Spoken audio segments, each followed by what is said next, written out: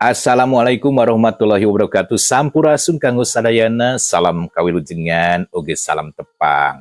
Alhamdulillah wasukurilah tepang deui sasarengan ngalangkungan channel kamemet urang sadaya Megas Pasundan dina acara Dongeng Sunda. Mang Acil gentra suara sejanraskeun jejer carios anu katunda dina jejerna sangsara dihaja tepang dina bagian anu katujuh. Kumaha lajeng ieu carios sumangga urang samititeun ku sadayana. Namung sateu acan dilajeng diantos ngemutan oge. Boh bilih aya nu teu acan. Subscribe, like, oge komen, teu kalangkung share-nya supados urang henteu kakantun nitenan jejer carios anu baris dipedar dina danget ieu kitu. Kanggo anu parantos subscribe, like, oge komen, simkuring ngaturkeun nuhun, oge hapunten, boh bilih aya nu teu acan diwaler kanggo komentar-komentarna, insyaallah engke baris diwaler hiji-hijinya. Mohon hapunten anu kasuhun kanggo sadayana, oge ngaturkeun nuhun anu parantos subscribe, mudah-mudahan sing dilimpahkeun rezekina, oge sehat sapapaosna. Amin. Supados teu nyangkolong kana waktos, sumangga urang samititenan ku sadayana jejer carios sangsara dihaja dina bagian anu katujuh sorah kapayun.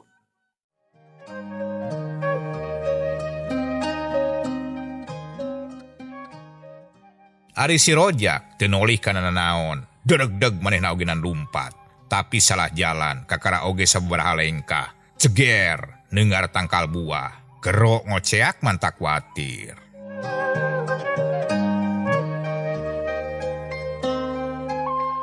Halo, hulu tangkal nyeri.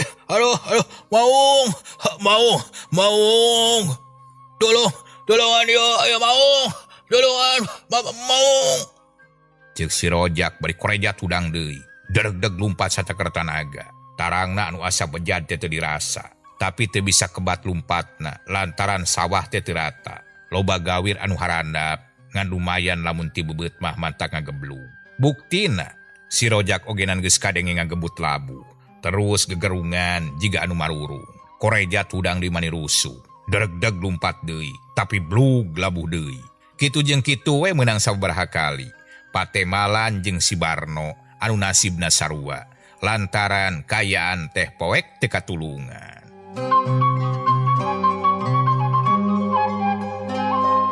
Anu pangripuhna mah si Barno, manehna teu bisa lumpat lantaran raheut dina sukuna beuki lila teh kalaka beuki nyeri. Ari kasieuna beuki nambahan. Sabab teh lapisan maung teh beuki deukeut bae, atuh gero menta tulung.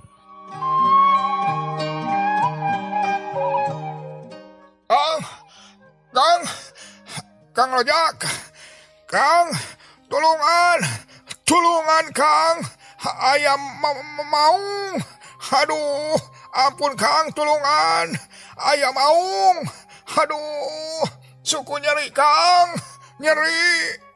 Cek si Barno bari gurudug ngoronang kawas munding, sukuna anu raheut teh digusur. Ari sirahna murilit ka tukang nempokeun kana mata maung anu moncorong. Pundukna manigeus asagep bae ditekuk mau. Barang tepi kana galeng, kosewad. Leungeun anu dipake ngorondang teh ti kosewad. Atuh jetruk pipina teh nenggar galeng. Curalit kubrag kakotakan anu handap. Tapi teu dirasa, koronang. Si Barno teh ngorondang deui beuki gancang. Teu lila, curalit gebut. Ragrag deui kana kotakan anu leuwih handap. Maklum pasawahan di pagunungan mah taya nu datar. Tungtungna dua jalma teh patemalan mani blag-blig-blug sing garbut anu marurung silih tempas mantak watir.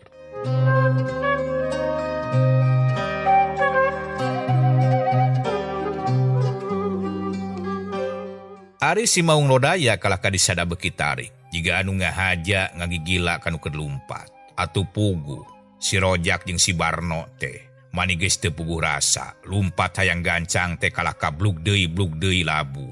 Awakna mani geus eumeur. Sedengkeun Usman kacida ngarasa bungahna lantaran tetela pamaksudanana hasil. Aki lodra anu diondang geus datang. Ngan lumayan hate Usman ge manidag digdug.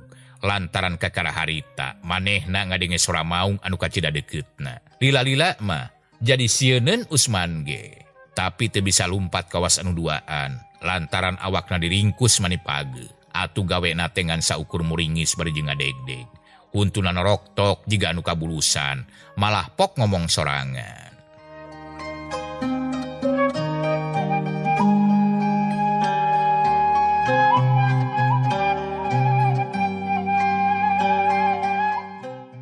Ih, aya maung. Kumaha aing ieu lamun dihakan maung. Alah, ka mana si Aki teh atuh? Alah, mangkaning teu bisa lumpat. Aduh. Aduh, tulungan ieu sisieun maung.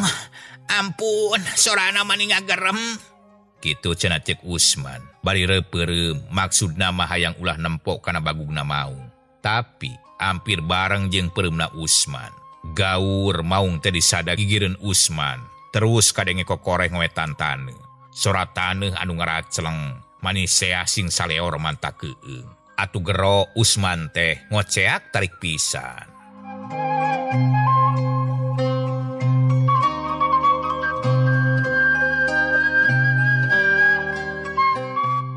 Wow, maung. Halah, tulung Aki. Aki lodra aya maung. Aya maung. Ampun maung. Ampun.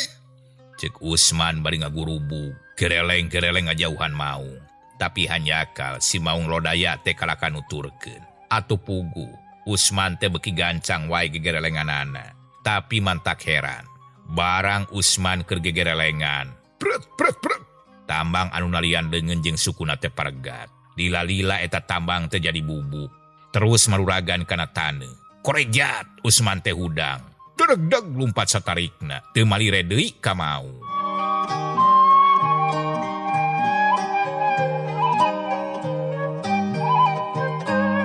Tapi mantak heran deui bae, lantaran Usman mah lumpatna teu labu, padahal kayaan tetep poek. Tincakeun teu rata loba legok jeung gawir.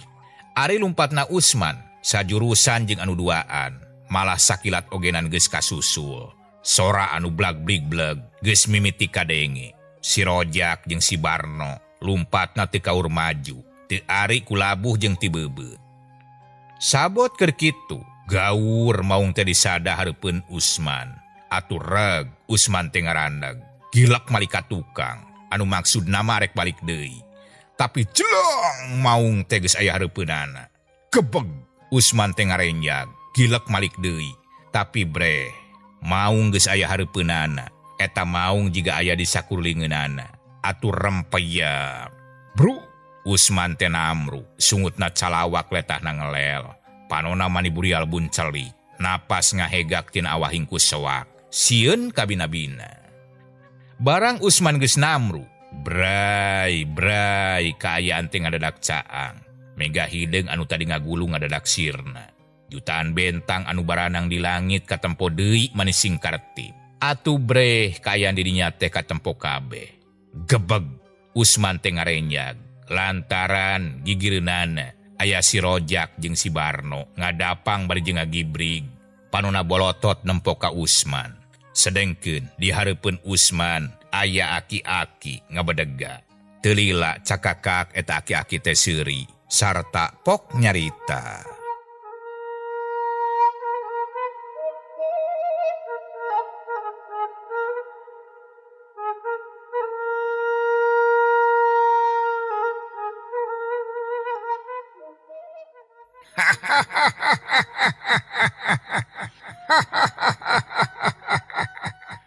Usman. Cek eta aki-aki bari maju salengkah ka hareupeun Usman.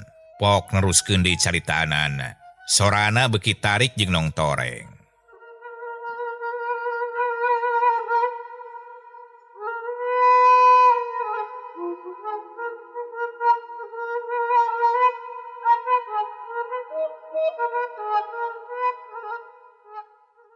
Usman Jalur. kunaon hidup teh kalah marungkut ha? Apaan anjeun teh ngahaja ngondang ka kaula, ngondang ka Aki, tapi nah Aki geus datang teh kalah kakabur. Mantak heran kelakuan teh. Ayo, hudang Usman, da Aki mah moal nanaon. Cek eta aki-aki bari tetep nangtung. Sedengkeun Usman kaget luar biasa, manehna asa-asa wawu, sakedapan macalohok bae teu bisa nyarita. Kitu deui si Rojak jeung si Barno, duanana ngagibrik beki rongkah, panonna bolotot bari burial buncelik. Hayang ngagero teu bisa, ti corona asa nyocokan. Malah si Barno mah tina awahing ku soak, calanana geus baseuh mani jibreg, awak jeger jiga areca.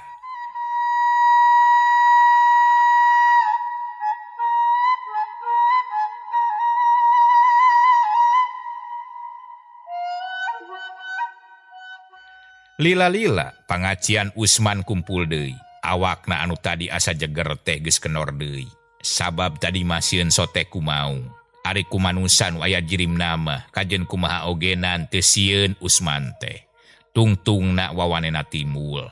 Jung Usman teh nangtung lalaunan. Panona neuteup seukeut ka eta aki-aki. Teu dilapok Usman teh nyarita.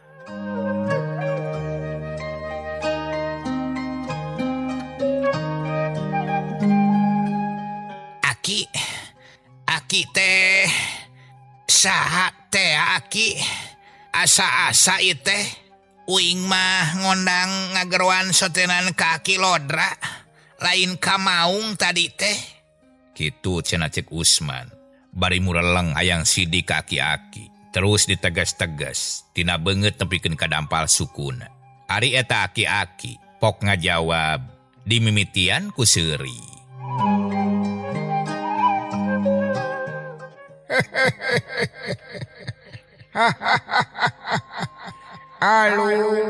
Alus pisan Jang Usman. Jalu memang boga sifat anu hade, wani anjeun daek terus terang. Kukula diterangkeun. Piraku hidup samar deui.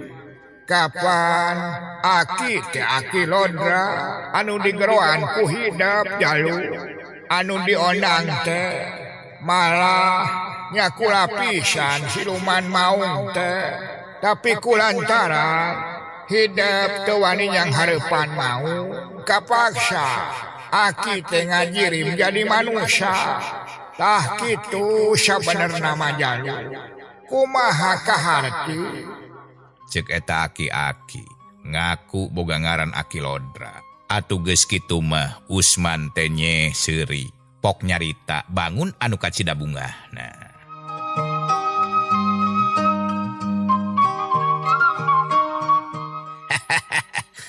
Alhamdulillah syukur atuh syukur pisan Aki. Tetehlah Aki teh satia ieu jeung satuhu kana janji diondang sakali oge datang. Padahal sakitu jauhna. Nuhun pisan Aki. Uing teh kacida bungahna. Ku ayana Aki datang. Teras rek kumaha karep Aki ayeuna.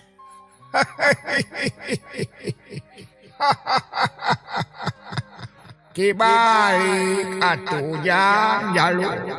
Anu kudu nanya kitu mah Aki. Lantaran anjeun anu perlu ku Aki. Rek kumaha karep ujang ayeuna. Naon sababna hidup ngondang ka Aki. Pok geura caritakeun. Bari neuteup ka Usman. Manehna nangtang parentah ti Usman. Atuh gancang Usman teh ngajawab nyaritana tatag jiga marentah ka baturna bae.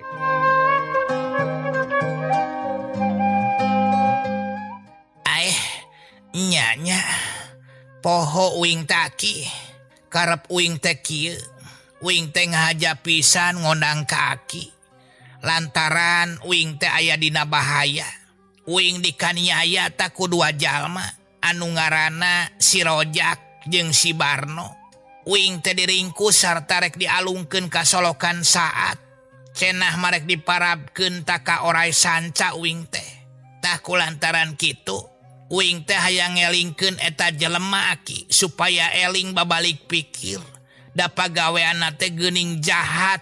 Gawena ngagarong ngabegal tah jeung nyieun kaributan ka onaran nu sejena. Kitu aki. Alus eta pamadegan teh jalu. Hidup mah jalma hade.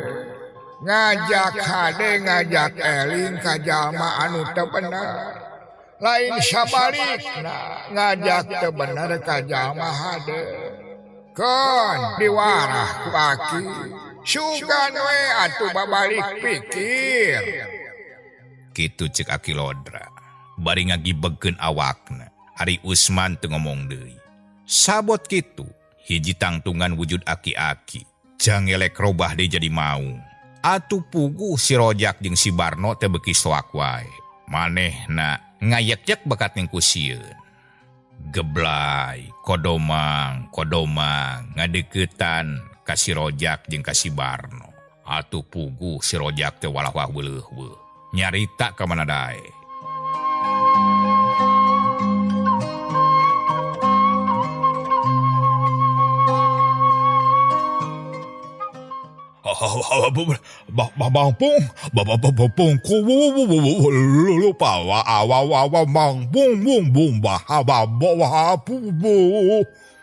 Cek si Rojak bari euleugeg, sorana ngablak-bak jiga nu titeuleum kana minyak. Ari maksudna mah ampun cenah aya maung, ampun aya maung kitu maksudna mah. Tapi kadengena teu mantap ka harti. Atuh pok Usman teh ngajawab.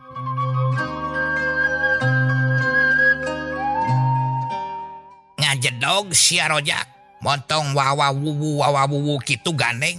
Uing ek nanya sakali deui, rek diteruskeun moal tangah garong teh. Lamun rek diteruskeun sok ayeuna ieu. Ulah kalah ka wawa wiwi wawa wuwu teu pararuguh. Cek Usman bari ngareret ka si Rojak, kitu deui ka si Barno anu keur ngajak kieu. Ari maung harita ngadakom antara si Rojak jeung si Barno. Buntutna kupat kepot. Ari sukuna kakaut. Atuh puguh si Barno mani calawak asa dicekek. Manehanana geus teu puguh rarasaan. Sok sia tah, Rojak, Barno, sia lamun teu babalik pikir, lamun keukeuh rek ngalajur kana nafsu rek ngumbar amarah, arek nyieun wae kaonaran jeung kariweuhan ngaributkeun lemur, bari jeung rek ngagarong rarampog wae. Diparabkeun ku aing mah sia tah kamaung. Kitu cek Usman.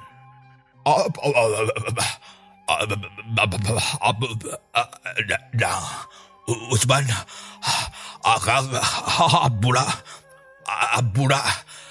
muasa kali deui abura akang. Kitu cek si Rojak maksakeun nyarita. Sing puguh naon anu dihampurana sia? Teu pagah puguh ujug-ujug menta dihampura. Sok ta maung hakan ta si Rojak jeung si Barno. Pagaweanana tinggal ngaributkeun wae ieu lah. Teu mangpaat aya di alam dunya ge. Kitu cek Usman, kalaka ngaheureuyan. Ari maung kawas anu surti. Harita awak si Rojak diletakan. Pon kitu deui awak si Barno sarua diletakan. Atuh puguh beuki reuwas wae, geus asagep wae ditekuk ku maung.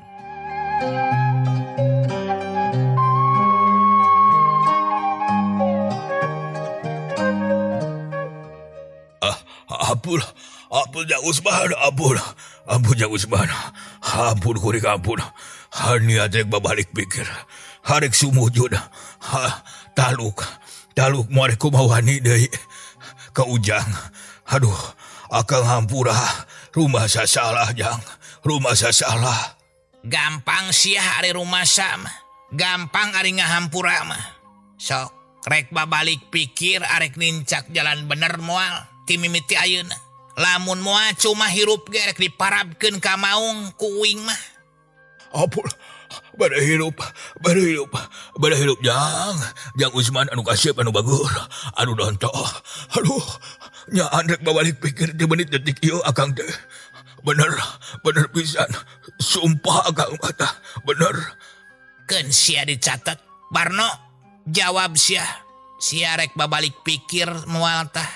Arek nincak jalan bener moal ti poe ayeuna. Ti detik ieu menit ieu lamun moal diparabkeun ka maung sia teh cuma hirup di alam dunya ge.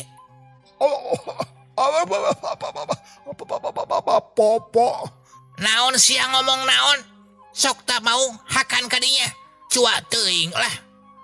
Kitu cek Usman, kalaka beuki ngaheureuyan. Ari maung ngarti deui wae. Terus ngadakom, beuki deukeut ka si Barno. Renghosna maung, kadenge ku si Barno. Nyapuguh, soak anu lain lumayan. Apa? Adang Usman. Alo, bager soleh. Akang niat arek sadar. Arek eling. Arek babalik elipkir pikir. Aduh, ampun Jang Usman, Kasep. Aduh, nyaan sumpah akang ge. Arek sadar, arek eling. Kitu cek si Barno, maksakeun eut-at nyaritana, berinahan ka nyeri jeung kasieun. Sok sia. Janji tah ka uing jeung ka maung ayeuna sok. Lamun janji maneh dilangar, diteangan ku aing jeung ku maung tah bakal dipodaran sia. Kitu cek Usman sompral ngomongna, saking ku jengkel kanu duaan.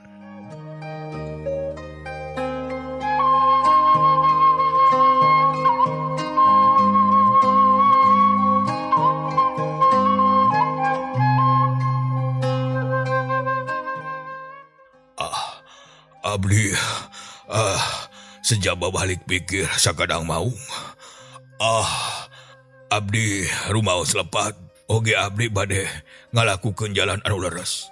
Abdi ge sami pisan leres. Pade babalik pikir, pade eling moal ngagarong-garong deui, moal ngabegal deui, moal ngin kaonaran deui. Sumpah sakadang maung oge ujang Kasep.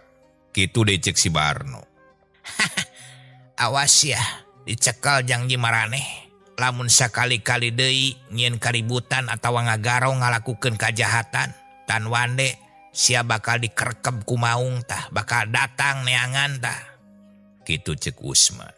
Rengse anu duaan cacarita, les eta maung teh ngiles. Jangelek dia jadi aki-aki.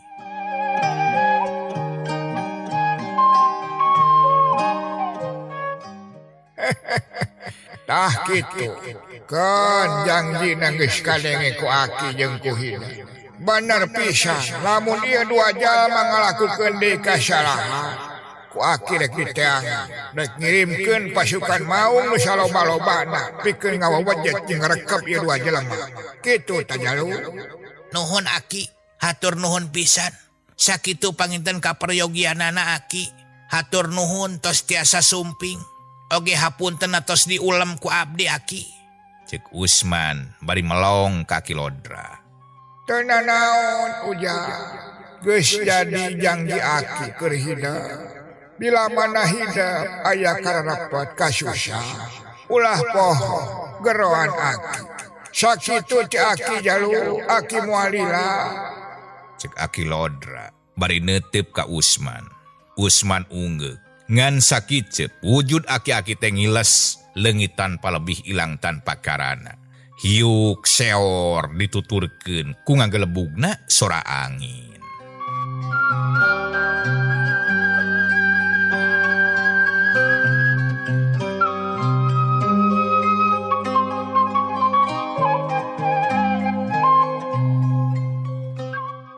Ari si Rojak jeung si Barno rarasaanana asa dina pangimpian, asa eling, asa henteu. Tapi bukti kealaman kumanehanana duaan. Sanggeus rada lila, Usman ngajengjen bari nempokeun kanu duaan. Lar beuki lila teh beuki areling pangacianana. Pok Usman teh nanya ka si Rojak jeung ka si Barno. Rojak, Barno, lamun bener arek areling, tuturkeun aing, tuturkeun sia. Hayu. Sok cengkat. Mangga ujang Kasep, mangga. Mangga ujang, aduh, ya suku ripo, aduh, taing. Kitu cek si Barno bari muringis nahan ka nyeri, tapi kasieun mah geus rada leler. Geus kitu Usman ngajak anu duaan indit, ninggalkeun eta patempatan. Anu dijugjug iwal ti nepungan warung si Bibi Tea, anu harita mimiti amprok jeung si Rojak katut si Barno.